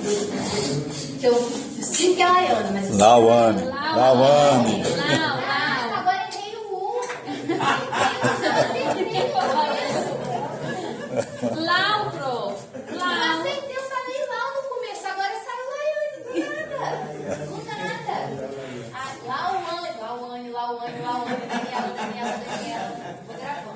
Daniela. Vou gravando. Daniele. CPP. Artigo 5º, parágrafo 2º. Ó. O destaque em interferir o requerimento de abertura de inquérito caberá recurso para o chefe de polícia. Para o chefe de polícia. Por quê? Porque o delegado de polícia, ele é o presidente do inquérito. Aqui ainda não há inquérito. Só que cabe recurso para quem? Pela lógica, para a chefia de quem está responsável pelo inquérito. Então vai ser o quê? A chefia da delegacia de polícia. Assim como no MP caberia, inclusive cabe, tá, gente? Eu falei rápido sobre o artigo 28, no caso do arquivamento do inquérito, mas se a vítima não concordar com aquele arquivamento, ela pode pedir a revisão para a chefia ministerial, que é o órgão de revisão ministerial. Ok? Sim, interessante porque, assim, por exemplo, é muito comum. Você vai na delegacia, cidade pequena acontece. Já foi todo mundo? Já assinou todo mundo? O que ele tinha passado? Perdão, tá, pode falar. Por exemplo, vai situação assim, né? Cidade pequena. Eu trabalhei na comarca e tinha esse problema. Você vai em um determinado local para oferecer, enfim, uma situação, uma denúncia, uma queixa comum. E aí a pessoa da delegacia conhece a pessoa. E aí ele vai no Ministério Público. Ou ele é ouvido, mas ele não dá sem muito. Ele vai no Ministério Público, o Ministério Público oficia o delegado. Busca informação e dentro da informação determina a instalação. Porque a minha dúvida ficou nessa. Porque a atribuição do Ministério Público acompanhar a atividade, fiscalizar a atividade policial. Como é que fica isso lá, né? Entra nessa parte. Então, eu acho que rola mais como se fosse um despacho com o juiz, sabe? O advogado ele pode despachar com o juiz informando sobre o processo, explicando assim os pormenores, o que está acontecendo por detrás dali. E aí, a meu ver, é muito mais nesse sentido, assim, do MP ir lá. O MP está permitindo que seja apurado e se constatado que se faça a instalação. Nesse caso, como o CPP, obrigada, como o CPP prevê esse recurso para a chefia, ao meu ver, até uma invasão de atribuição aqui, né? Porque o Ministério Público ele pode investigar também, ele tem procedimento investigatório próprio. Como é que ele vai determinar que o delegado... Ele determina que se havendo... Faz um ofício, né? Faz um ofício, assim, ó, é de bom tom vocês instaurarem o inquérito. Mas eu acho que é certo. Mas até como eu confirmo aí. Nesse sentido aí seria da legada, mas eu entendi o que o Fábio está falando. Quando chega o concurso de fato, E aí vai se investigando, vai rolando de fato até às vezes determinar essa instauração de inquérito. E aí eles não querem por algum motivo e aí determina e acabou. Eu acho que até é automático, na verdade, fazer isso. Eles recebem alguma. Eu não lembro. É porque o que a gente tem? Tem alguns casos que é uma questão assim muito contraditória. Tem inclusive um artigo do professor Afrânio Silva Jardim que fala sobre isso, sobre a VPI, que é a verificação da procedência das informações. Por quê? Porque, em tese, a VPI era para acontecer só em alguns casos específicos, tá? Então, se o delegado de polícia, se bem a conhecimento dele, a prática de uma ação, de algum delito, né, que envolva ação penal pública incondicionada, então ele teria que instaurar o inquérito, assim como no caso de flagrante delito, tá? Inclusive, o próprio auto de prisão em flagrante já instaura o inquérito ali. Agora, existem casos, por exemplo, denúncia anônima. Quando o delegado recebe uma denúncia anônima, a denúncia anônima por si só não autoriza a instauração do inquérito. Beleza? Ele precisa fazer essa verificação da procedência das informações. Então, verificar se realmente procede, se faz sentido aquela denúncia anônima, se aquele fato aconteceu mesmo, daquele jeito, ouvir mais alguém, para poder instaurar e começar a investigação. O que acaba acontecendo na prática é que algumas delegacias de polícia instauram essa VPI para tudo, para todo e qualquer delito. Então, lá no Rio era muito comum acontecer VPI com um furto de celular. Porque no Rio, né, infelizmente, gente, isso acontece com muita frequência. Então, eles meio que instauravam essa VPI para falar que eles iam verificar a procedência das informações antes de instaurar o inquérito e acabava que deixavam por isso mesmo, não instauravam o inquérito e ficava por isso mesmo, nem precisava passar pelo arquivamento. O que eu acho que pode acontecer seja isso, talvez. E aí o Ministério Público encaminha um ofício falando que não, tem materialidade, tem indício de autoria, então tem que instaurar o inquérito. Agora, na lei, realmente, o que a gente tem? Esse recurso à chefia da delegacia de polícia. Até porque faz mais sentido, assim. Se você seguir a regra do 28... Mas acho que ele acaba não sobrepondo a questão da regra constitucional, diz que o Ministério Público é fiscal da atividade policial. Ele é fiscal, mas o inquérito também é discricionário. O inquérito, tanto é que o inquérito é dispensável. Se o MP quiser, ele vai instaurar a própria investigação no âmbito dele. Entendeu? Sabe o que acontece às vezes, por exemplo, tem uma comunicação ao Ministério Público feita pelo CRES, Instituto Vulnerável, qualquer coisa assim. E aí, eles lá no CRES, não, você precisa aí comunicar na delegacia. Na delegacia. E aí eles já fazem isso pro MP para a delegacia, mas a pessoa não vai. Então, eles não sabem, fica lá sem abrir essa investigação, sem esse inquérito. E aí, o MP vai rolando até pedir. Então, mas aí o MP manda o quê? Ele remete aquele caso para a delegacia como se fosse uma notícia crimes. A partir do momento que o delegado vem a conhecimento dele, inclusive nesse caso é ação penal pública incondicionada, não depende da representação do ofendido aí. Então, aí, a partir do momento que o delegado sabe, ele vai instaurar o inquérito. Entendeu? Mas não é como se ele estivesse determinando, assim, por lei, fazer isso. Então, determinação, mas fica uma situação que você vê assim. Se o Ministério Público manda para você, delegado, imagina o delegado que vai numa situação dessa. Olha, aqui assim os elementos. Se você constatar, claro, exatamente, é uma forma de constranger. Mas é porque é isso também, gente. O processo é político também, envolve pessoas, envolve relações sociais, interpessoais. Então, às vezes, você tem... né? Bom, mas assim, o MP, tudo aqui, quando a gente foi realizar a visita, a gente viu que tinha um setor de perícia lá, bem trabalhado, tinha uma sala de perícia, tinha uma sala, eu acho que é um núcleo, inclusive, né? Um núcleo de investigação. Lá no Rio também, o núcleo de investigação do MP relacionado a tráfico é bem forte, assim, então é possível. Mas vamos lá, gente, senão daqui a pouco acaba o nosso tempo. Então, É a C, né? letra C, resposta letra C.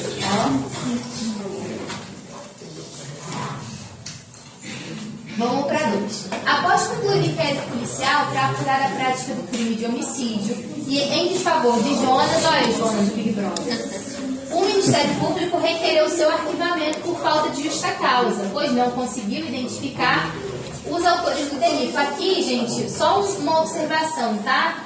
Requereu, porque aqui tá... como é que eu tá? Eu acho que estava desatualizado, inclusive, essa questão. Não, eu acho que sim, porque o STF ainda não tinha julgado o artigo 28, tá? A constitucionalidade do artigo 28. Então, beleza. Mas vocês já sabem que se manifestou pelo arquivamento, né? Que ele vai requerer mais ao juiz. Requereu seu arquivamento por falta de justa causa, pois não conseguiu identificar o autor do delito, que restou devidamente homologado pelo juiz competente.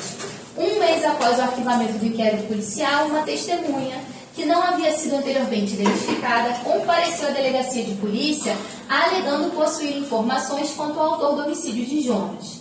A família de Jonas, ao tomar conhecimento dos fatos, procura você, Laércio, advogado da família, para esclarecimentos. Diante da notícia de existência de provas novas aptas a identificar o autor do crime, você deverá esclarecer aos familiares da vítima que o órgão ministerial, ou seja, o Ministério Público, e aí?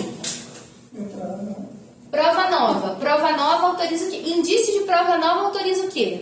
Reabertura. Reabrir, como é que chama reabrir o inquérito? Desarquivamento. Beleza. Indício de prova nova autoriza desarquivamento. Prova nova efetiva autoriza o quê? Começa com D.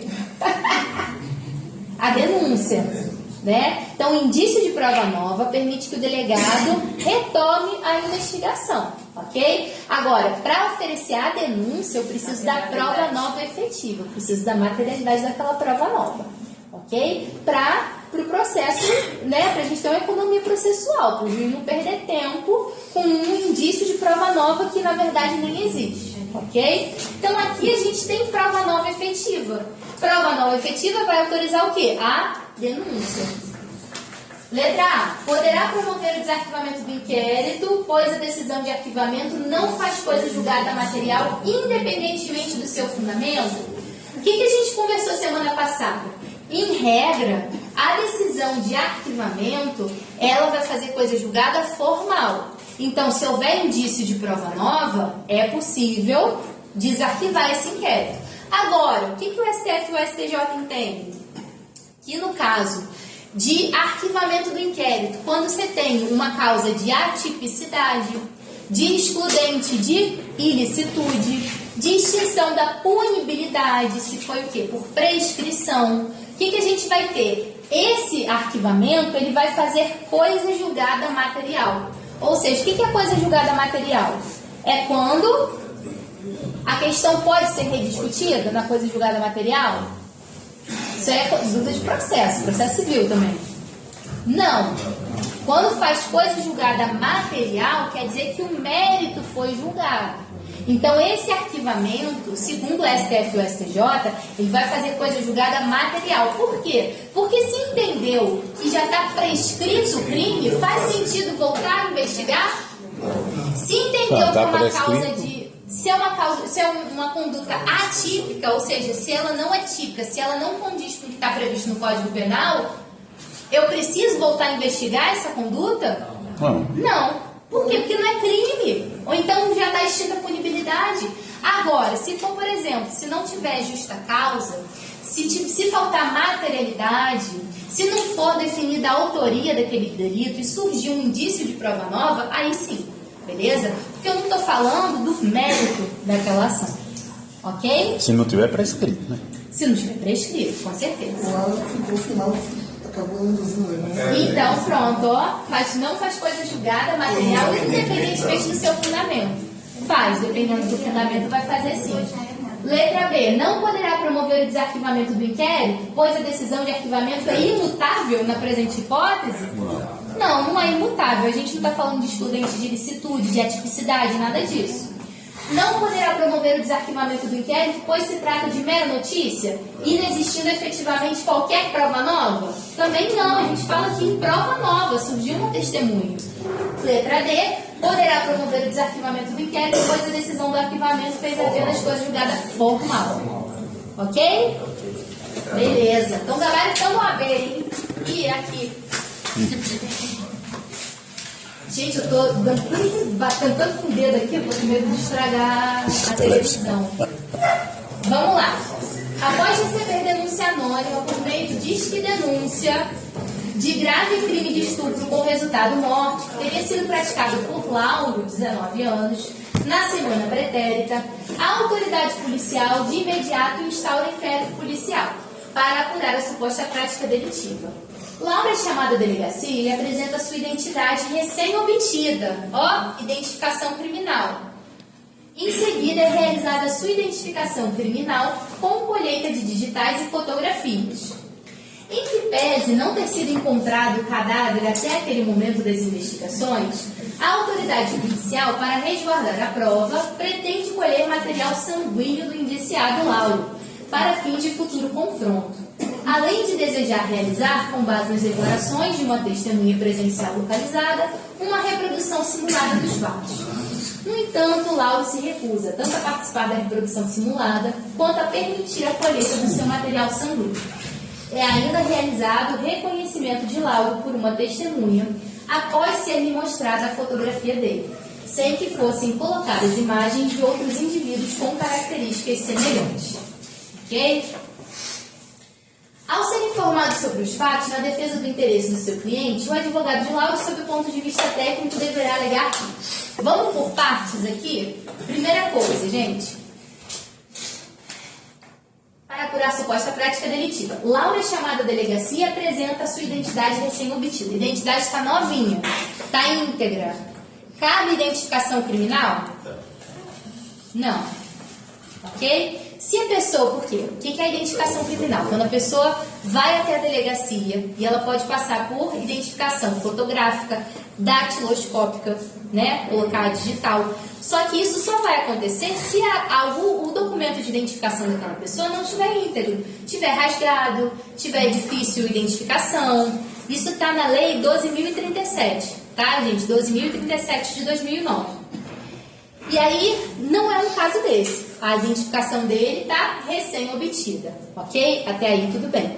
A gente teve uma novidade legislativa que fala que em determinados delitos cabe a identificação do perfil genético. Inclusive, esse perfil genético do investigado vai para um banco de dados, ok? Um banco nacional do perfil genético. E aí, o que a gente vai ter? Só que nesse caso aqui... Essa identificação, ela vai se dar somente em relação a condenado, ok? Por crimes graves, crimes violentos, crimes contra a dignidade sexual, crimes relacionados a abuso sexual de criança e adolescente estabelecidos no ECA, ok? Ou então, quando for recebida a denúncia, ok? No âmbito do processo. Foi recebida a denúncia aqui? Não. Então, nesse caso, cabe identificação de perfil genético? Não. Nesse momento, não.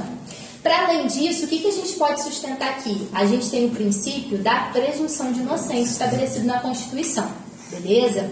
A gente tem um brocardo, que é uma palavra em latim, expressão em latim, que fala o quê? Nemo tenetur sede tegere.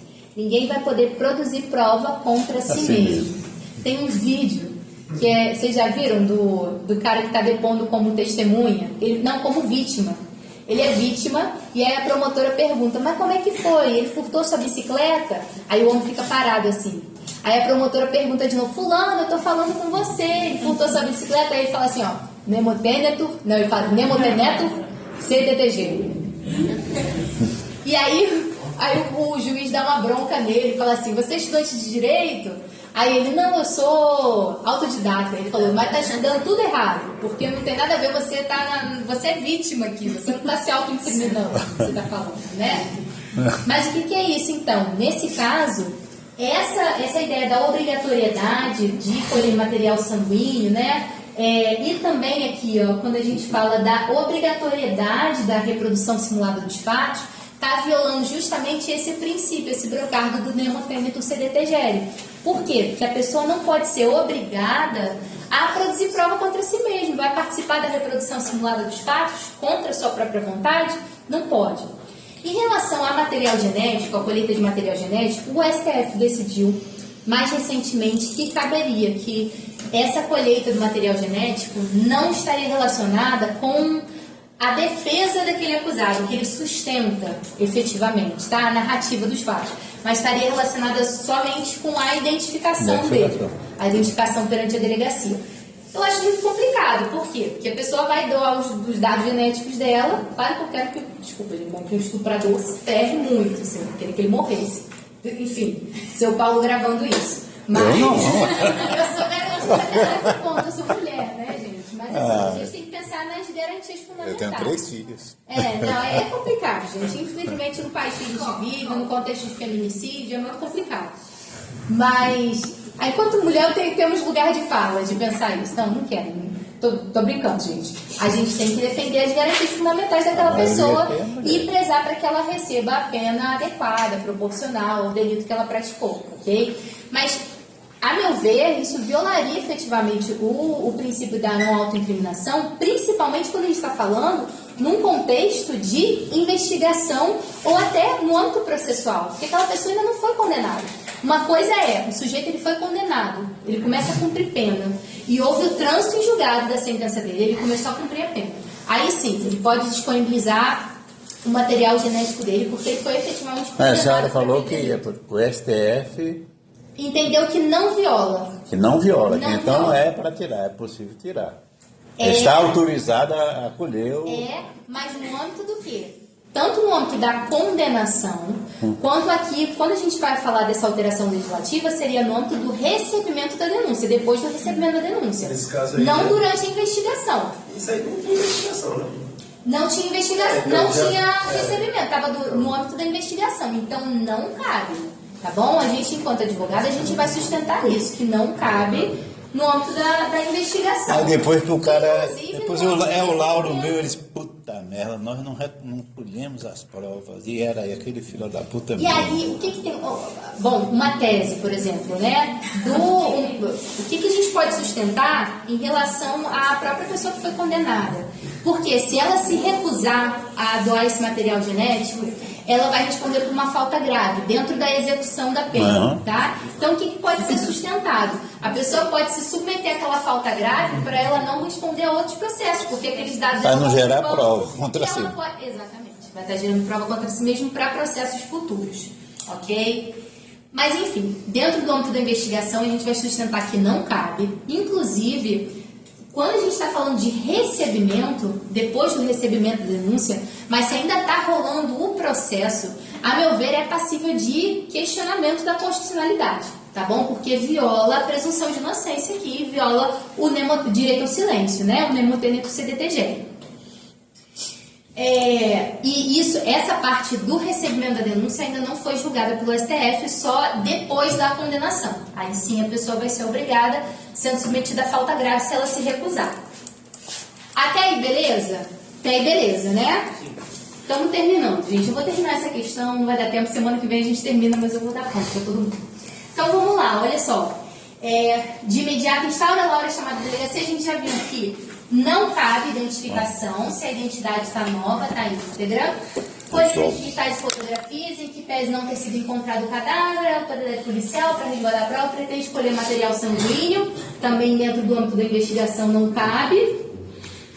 Com base nas declarações da testemunha, reprodução simulada dos fatos também não pode obrigar, justamente por violar o nemotenente do DPDGL, né, o direito ao silêncio. Laura se recusa a participar. É ainda realizado o reconhecimento de Lauro por uma testemunha após ser mostrada a fotografia dele. Reconhecimento fotográfico. Não respeitou o procedimento do 226 do Código de Processo Penal. Ok? Você tem um procedimento específico, a pessoa precisa ser reconhecida presencialmente, você não pode ter simplesmente um álbum de sujeitos. Isso acontece a várias prisões ilegais. Prisões, inclusive, por motivos racistas, a gente já viu muitos casos lá no Rio. O Rio é rei de fazer isso, de usar reconhecimento fotográfico, de às vezes pegar álbum de fotos, de print de Facebook das pessoas, sabe? Então, é preciso seguir o procedimento do 22000, do CPP. Beleza, então vamos para as respostas. O inquérito policial não poderia ser instaurado de imediato com base em denúncia anônima isoladamente, sendo exigida a realização de diligências preliminares para confirmar as informações iniciais. E aí? Certo ou errado? Certo. Verificação de informações. Confirmar as informações. É isso. Expliquei tudo isso para a resposta ser para outro lado. Mas vamos ver por que as outras estão erradas, para a gente encerrar. O indiciado não poderá ser obrigado a fornecer seu material sanguíneo para a autoridade policial, ainda que seja possível constrangê-lo a participar da reprodução simulada dos fatos? Não. O vício do inquérito policial no que tange ao reconhecimento da pessoa, invalidação penal como um todo, ainda que baseado em outros elementos informativos e não somente no ato viciado? Não. Mas a gente vai ver isso mais tarde, tá bom? Então, uma prova, um elemento de informação viciado dentro do processo, dentro da etapa pré-processual, não vai invalidar o processo como um todo, ok? A autoridade policial, como regra, deverá identificar criminalmente o indiciado, ainda que civilmente identificado? Não. É isso. Por meio de processo datiloscópio, nós não poderíamos fazer por meio de fotografias? Até pode, só que precisa seguir o procedimento do 22000. Tá bom? Gente, muito obrigada. Um prazer conhecer vocês. Estou muito feliz e cansada, porque gastei minha voz hoje. Mas estou muito grata. Espero que eu possa contribuir para a evolução de vocês dentro do processo penal.